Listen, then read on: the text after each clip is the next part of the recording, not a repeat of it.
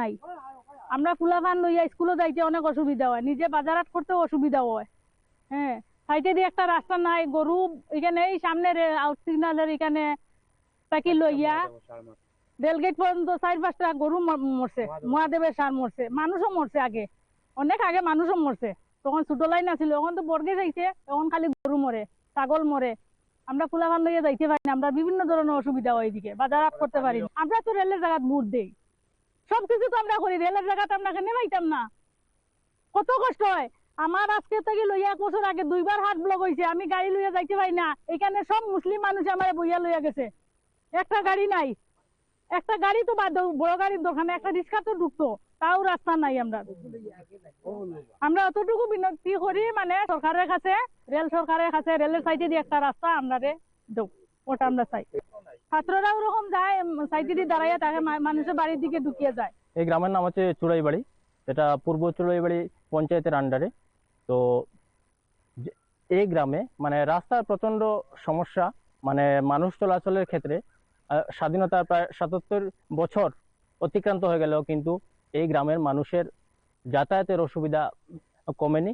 তো আমি আপনাদের জানিয়ে রাখি, আসাম ত্রিপুরা মানুষের দিকে আসা যাওয়া করে, এই ছাত্র থেকে শুরু করে ছাত্র, অসুস্থ, বৃদ্ধ, তো সকল অংশের মানুষ এদিকে যাতায়াত করে, ব্যবসায়ীরা যাতায়াত করে।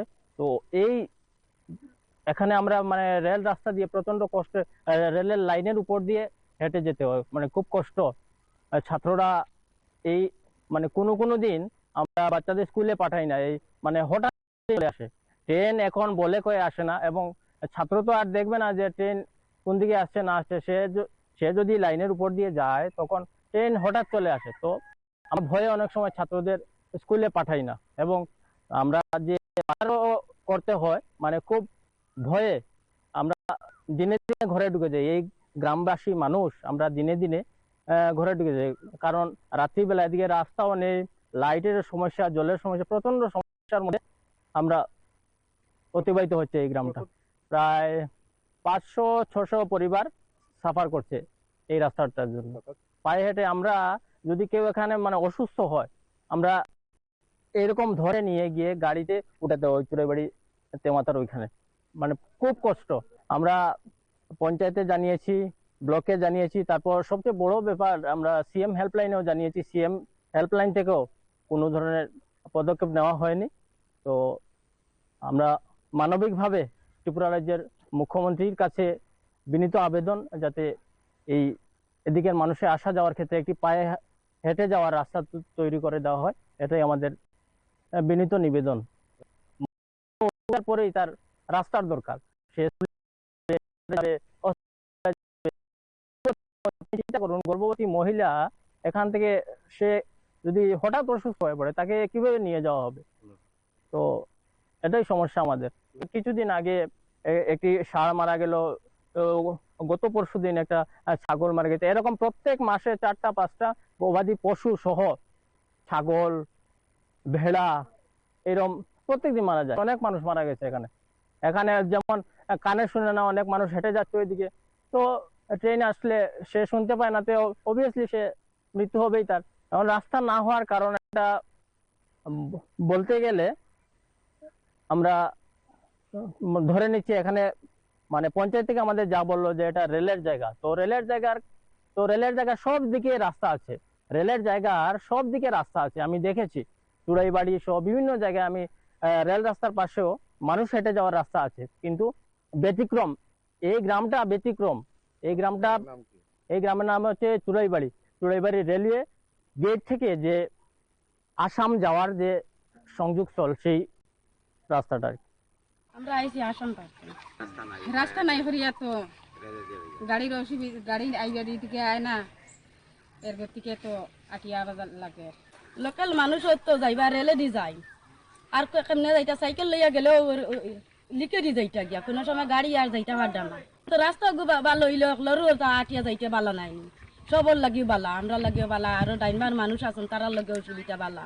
গাড়ি এখন আইলো লাম তাকিলা, গাড়ি আইব খাটিয়া লইয়া যাইব।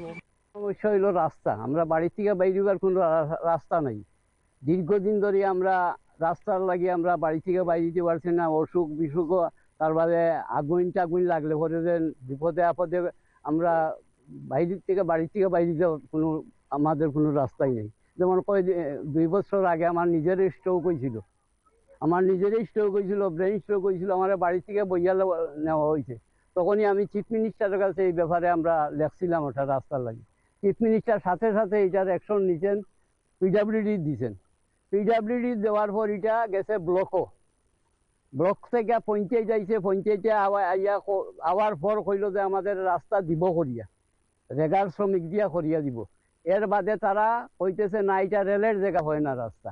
অথচ এই চুড়াইবাড়ি কিছুদিন আগেও পঞ্চায়েত থেকে এখানে একটা রেলের রাস্তা করা হয়েছে, এই দক্ষিণ চুড়াইবাড়ি দর্শন সুখের বাড়ির দিকে রাস্তা হয়েছে, গাড়ি গুড়ি চলে, পঞ্চায়েতে করাইছে।